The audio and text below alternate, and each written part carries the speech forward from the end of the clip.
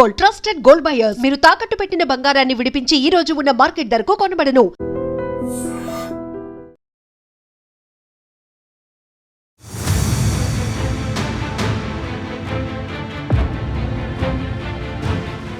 నమస్తే, welcome to iDream talking point with కవిత.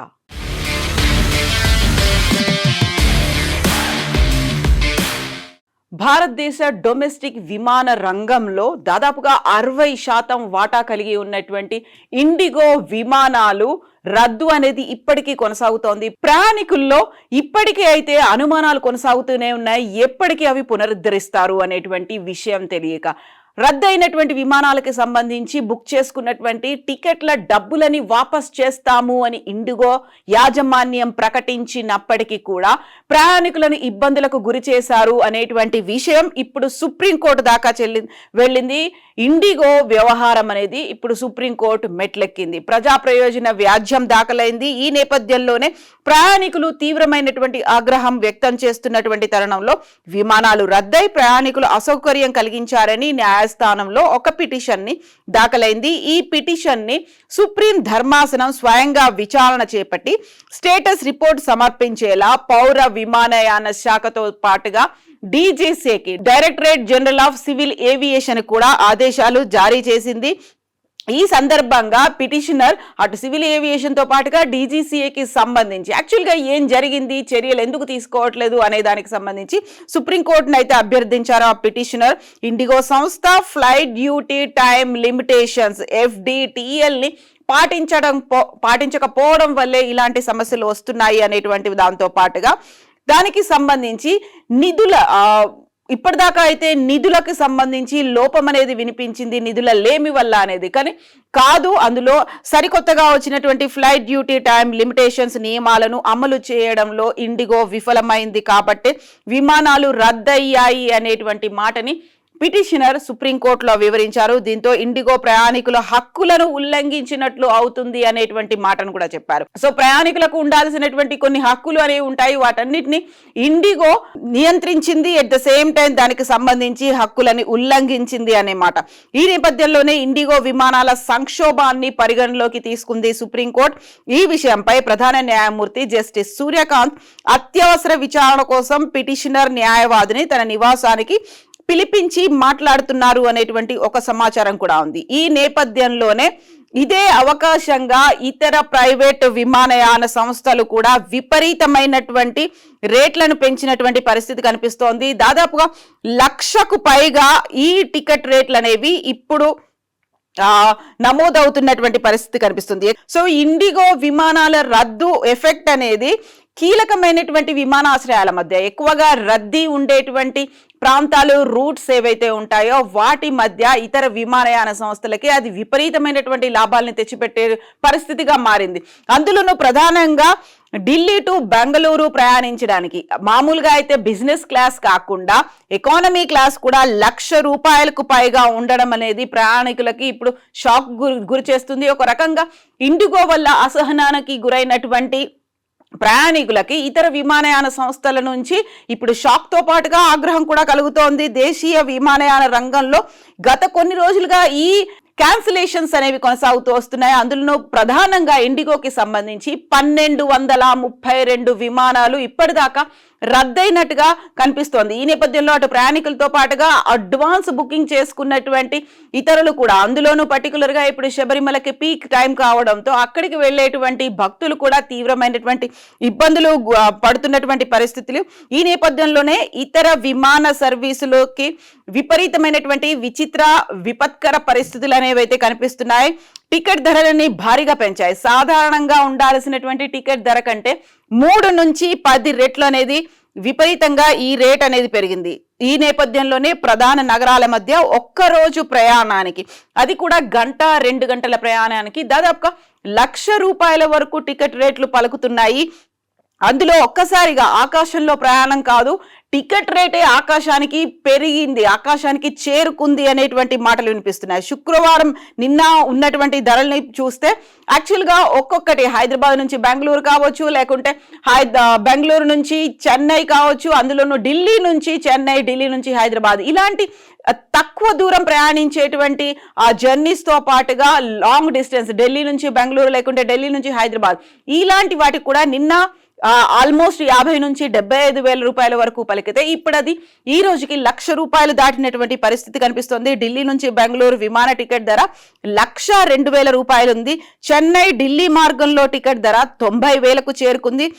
అలాగే ఢిల్లీ నుంచి ముంబైకి వెళ్లాల్సినటువంటి విమానాలు 55,000కు ఉంటే ఇతర విమానయాన సంస్థల ధరలు కూడా ఆల్మోస్ట్ 20,000 నుంచి 40,000 మధ్యలో ఉన్నటువంటి పరిస్థితి కనిపిస్తోంది. సాధారణంగా అయితే ముంబై నుంచి శ్రీనగర్ మార్గంలో వెళ్లేటువంటి ఫ్లైట్ల ధరలు 10,000 వరకే ఉంటే అది 62,000కు పెరిగింది. ఇక రౌండ్ ట్రిప్ అంటే టు అండ్ ఫ్రో అనేది చూసుకుంటే 92,000 వరకు పెరిగినటువంటి పరిస్థితి కనిపిస్తోంది. సో ఇదే పరిస్థితి హైదరాబాద్ మార్గంలో కూడా విపరీతంగా ఉంది. ఎయిర్ ఇండియా విమాన టికెట్ ఢిల్లీ నుంచి హైదరాబాద్కి 33,000 రూపాయలకు చేరుకుంది. అదే సాధారణమైనటువంటి రోజుల్లో అంటే ఇంత ఈ రద్దీ లేకుండా ఇండిగో ఫ్లైట్స్ క్యాన్సిల్ అవ్వకుండా ఉన్నటువంటి పరిస్థితుల్లో 5 నుంచి 7,000 వరకు ఉండేటువంటి ఈ టికెట్ ధర హైదరాబాద్ నుంచి ఢిల్లీ అనేది ఇప్పుడు అది 35,000 33,000 మధ్యలో కనిపిస్తోంది. రాబోయే రోజుల్లో కూడా ఈ టికెట్ల రేట్లు ధర తగ్గడం అనేది కనిపించట్లేదు. అందులోనూ డిసెంబర్ 7 అంటే రేపు ఢిల్లీ చెన్నై ఎకానమీ క్లాసులో ఆ టికెట్ ధర 53,000 రూపాయలుగా కనిపిస్తోంది. ఢిల్లీ నుంచి హైదరాబాద్ లో కనీస ధర అనేది 25,000 రూపాయలుగా ఉంది. సో ఈ విపరీతమైనటువంటి ధరలు పెరిగినటువంటి నేపథ్యంలో చాలా వరకు ప్రయాణికులు క్యాన్సిల్ చేసుకుంటున్నారు తమ ప్రయాణాల్ని అని ఐడెంటిఫై చేసినటువంటి ఇండియన్ రైల్వే ఇప్పుడు ఒక శుభవార్తని ప్రయాణికులకు అందిస్తోంది. అందులోనూ పర్టికులర్గా ఇండిగో విమానాల రద్దుతో విపరీతమైనటువంటి డిమాండ్ ఉంది. అందులో ప్రయాణికుల్లో అసహనం ఉంది, అసౌకర్యం కలుగుతోంది, ఆగ్రహావేశాలు కూడా ఉన్నాయి. కాబట్టి దేశవ్యాప్తంగా కీలకమైనటువంటి నగరాల మధ్య ఇతర విమానయాన సంస్థలు కూడా విపరీతమైనటువంటి రేట్లు పెంచినటువంటి పరిస్థితుల్లో కీలక నగరాల మధ్య నడిచేటువంటి 37 ప్రీమియం రైళ్లకి 116 అదనపు బోగీలను కూడా ఏర్పాటు చేసింది. దక్షిణ రైల్వే పరిధిలో ఏకంగా 18 రైళ్లకి ఈ బోగీలని అటాచ్ చేశారు. డిసెంబర్ 6 నుంచి అంటే ఈ రోజు నుంచే ఈ అదనపు కోచ్లు అనేవి అందుబాటులోకి వస్తున్నాయి. ప్రయాణికులు ఈ సదుపాయాన్ని వినియోగించుకోవాలి అని రైల్వేస్ కూడా ఇన్ఫర్మేషన్ ఇస్తోంది. నిర్వహణ లోపం కారణంగా ఇండిగో విమానాలు అనేవి రద్దవడం వల్ల ఈ పరిస్థితి ఏర్పడింది. దాన్ని అనుకూలంగా మార్చుకునేటువంటి ప్రయత్నాలను అటు ఇతర విమానయాన సంస్థలు ఇటు రైల్వే సంస్థ కూడా ఏర్పాటు చేసింది. ఆ నేపథ్యంలోనే వందల సంఖ్యలో ఇలా విమానాలు రద్దవుతున్నాయి. కాబట్టి రైల్వే శాఖ ఇలాంటి కీలకమైనటువంటి నిర్ణయం తీసుకుంది. అందులోనూ ప్రయాణికులు ఇతర విమానయాన సంస్థల చేతుల్లో దోపిడీకి గురవుతున్నాయి. ఆ దిశలో ఉన్నప్పుడే రైల్వే శాఖ ఈ కీలకమైనటువంటి నిర్ణయం తీసుకుంది. సదుపాయాన్ని వినియోగించుకోవాలని కోరుతోంది. సో డిమాండ్ అధికంగా ఉన్న మార్గాల్లో అదనపు స్లీపర్ క్లాస్ కోచ్లని చైర్ కార్లని కూడా జత చేస్తోంది. డిసెంబర్ 6 నుంచి ఇవి ప్రయాణికులకు అందుబాటులో ఉంటాయని అనౌన్స్ చేశారు. దీంతో పాటుగా ఉత్తర రైల్వే దక్షిణ రైల్వేతో పాటుగా ఉత్తర రైల్వే కూడా 8 రైళ్లలో బోగీలను పెంచారు.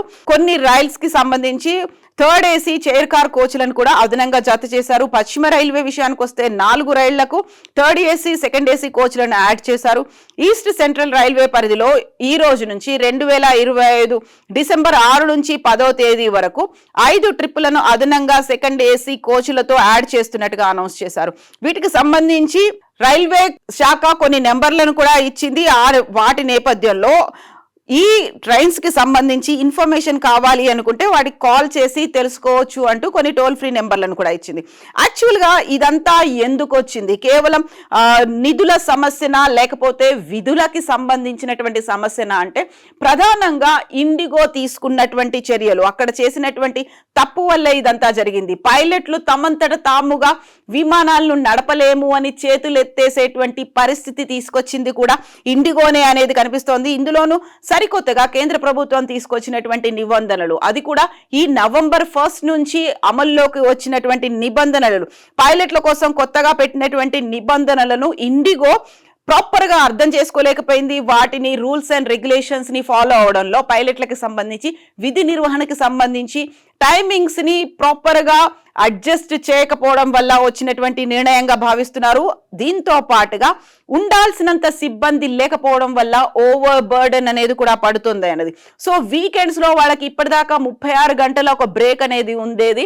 కేంద్ర ప్రభుత్వం దాన్ని 48 గంటల బ్రేక్ తీసుకొచ్చింది. అంటే 1.5 రోజు ఉండాల్సింది 2 రోజుల వరకు బ్రేక్ అనేది ఇచ్చింది. వాళ్ళకి వారాంతంలో వీక్ ఆఫ్ లాగా తీసుకోవాల్సినటువంటి పరిస్థితి. బట్ ఇండిగో అవన్నీ కల్పించలేకపోయింది అనే నేపథ్యంలోనే ఈ సమస్య తలెత్తింది అనేటువంటి మాట.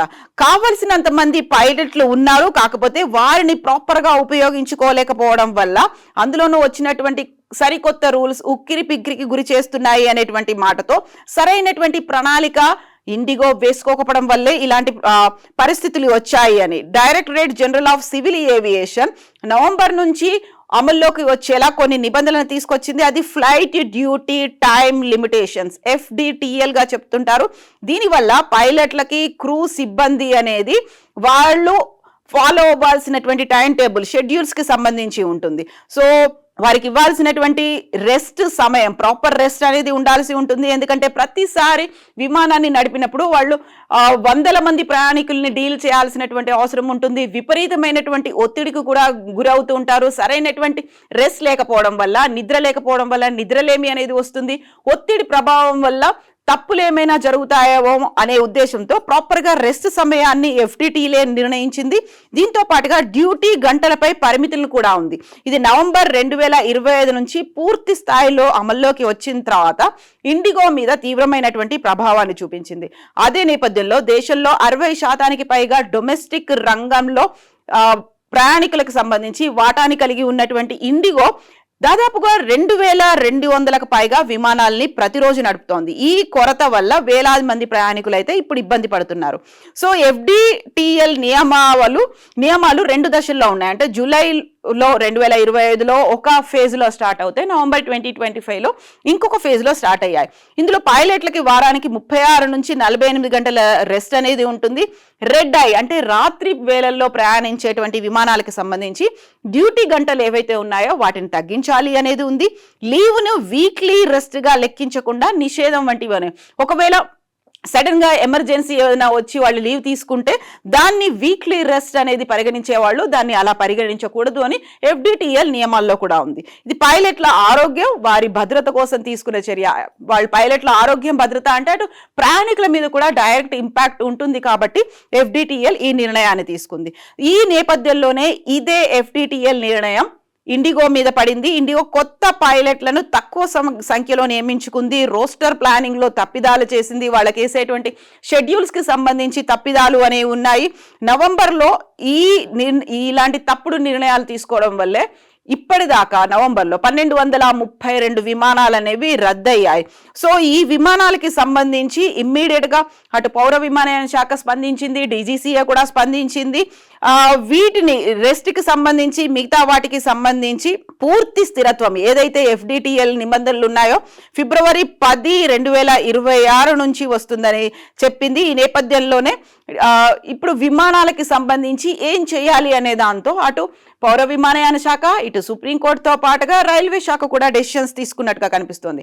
బట్ ఇండిగో విమానాలు రద్దవడం వల్ల కేవలం ప్రయాణికుల మీదే ఎఫెక్ట్ పడిందా? ఎందుకంటే రద్దయిన విమానాలకి సంబంధించి మేము టికెట్ రేట్లని చెల్లిస్తాము, వాళ్ళకి రిటర్న్ చేస్తాము అని ఇండిగో చెప్పినప్పటికీ కూడా తీవ్రమైనటువంటి ఆర్థిక ప్రభావం ఇండిగో మీద కూడా పడింది. ఇండిగో షేర్లు ఇంటర్ గ్లోబ్ ఏవియేషన్తో ఇప్పుడు షేర్ మార్కెట్లో ఉన్నటువంటి ఇండిగో షేర్లు అనేవి గత 5 రోజుల్లోనే 7 నుంచి 8% పడిపోయాయి. మార్కెట్ క్యాప్ అనేది 16,000 కోట్లు నష్టపోయింది. విశ్లేషకులు ఇది దీర్ఘకాలంగా కొనుగోలుకు అవకాశాలు తక్కువ అయ్యే ఛాన్సెస్ ఉన్నాయని చెప్తున్నారు. సమస్య ఇలాగే కొనసాగితే ఇది ఇంకా పడిపోయే అవకాశం, ఇప్పటికీ 7 to 8% తగ్గిపోయింది, అది ఇంకా పడిపోయే అవకాశం ఉందని మార్కెట్ అనలిస్టులు అయితే చెప్తున్నారు. వేలాది మంది ప్రయాణికుల ఆలస్యాలు రద్దుల వల్ల ఇబ్బంది పడుతూ ఉండడం, వారికి ఇండిగో సరైనటువంటి సమాచారం ఇవ్వకపోవడంతో విమానాశ్రయాల్లో ఇప్పటికే ఆందోళనలు చేస్తున్నారు. అందులోనూ పర్టికులర్గా సోషల్ మీడియాలో కనిపిస్తున్నటువంటి విజువల్స్ని బట్టి ఫారిన్ నుంచి వచ్చినటువంటి కొంతమంది ప్రయాణికులు డొమెస్టిక్గా ప్రయాణాలు చేయాలనుకుంటే వాళ్ళ ఈ పరిస్థితిని అర్థం చేసుకోకుండా అక్కడ ఆందోళన చేయడం, ఆ తర్వాత ఇండిగో సిబ్బందితో గొడవలు పడడం, ఉద్రిక్తమైనటువంటి పరిస్థితులు కూడా ఉన్నటువంటి నేపథ్యం. ఇవన్నీ కూడా ఇప్పుడు ఆర్థికంగా ఇండిగో మీద కూడా ప్రభావాన్ని చూపిస్తున్నాయి.